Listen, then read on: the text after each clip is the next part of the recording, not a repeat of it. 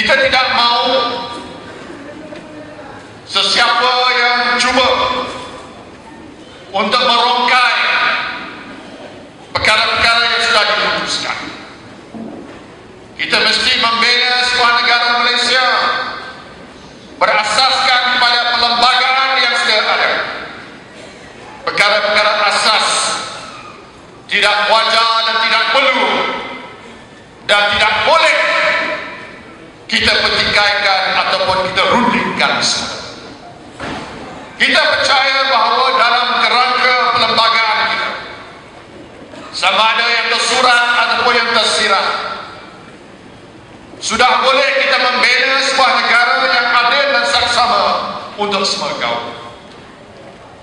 Tentu sekali bagi orang-orang Melayu yang merupakan majoriti dalam negara kita, yang menjadi bangsa pada 500 tahun zaman penjajah, kita memerlukan sedikit masa untuk membetulkan segala kebincangannya. Apakah sama? Padang yang sama rata. Kalau anak yang lahir dan membesar di tempat-tempat pedalaman seperti di Ulu Tembeling umpamanya, ataupun di tempat-tempat seperti di Ulu Kinta, di tempat-tempat pedalaman kampung-kampung nelayan,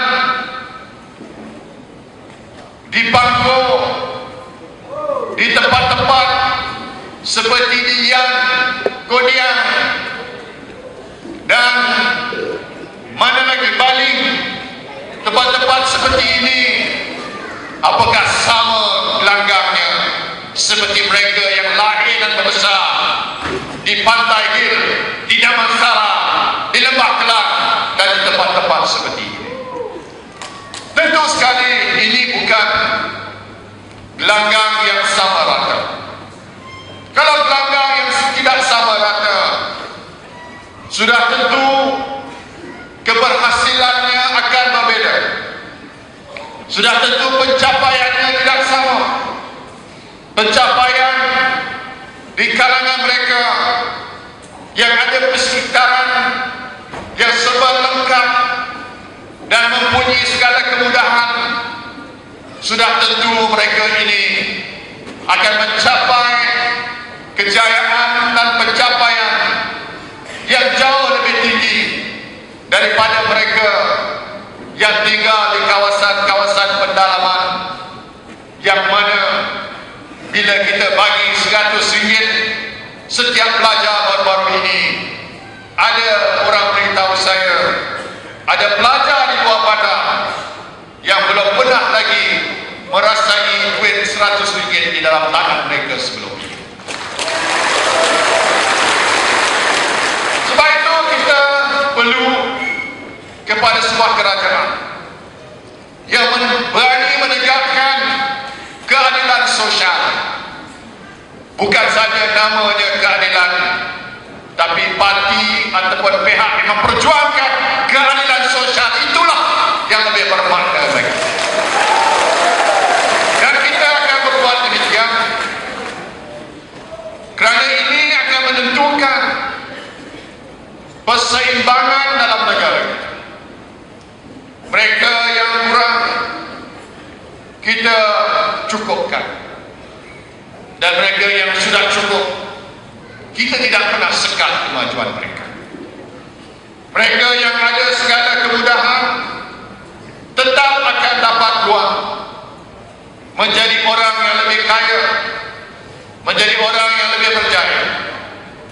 Tapi kita tidak mahu sebuah negara di mana jurang perbezaan itu semakin lebar. Orang di pedalaman, orang di pelosok, setiap pelosok Ceruk Rantau akan ketinggalan. Hanya mereka yang ada peluang akan mari ke hadapan. Ini tidak akan menjadikan negara kita sebuah negara yang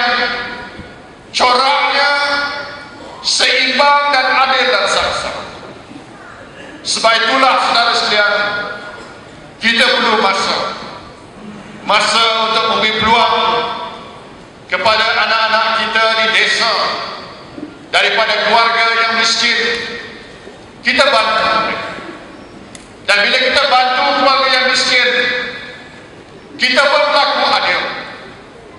Bila kita bagi RM100 setiap pelajar, semua pelajar dapat RM100. Bukan saja orang Melayu, tapi bukan Melayu. Dan kita tidak pernah pilih dulu yang UMNO dapat, yang bukan UMNO pun dapat, ataupun yang belum lagi jadi UMNO akan dapat dan telah pun dapat.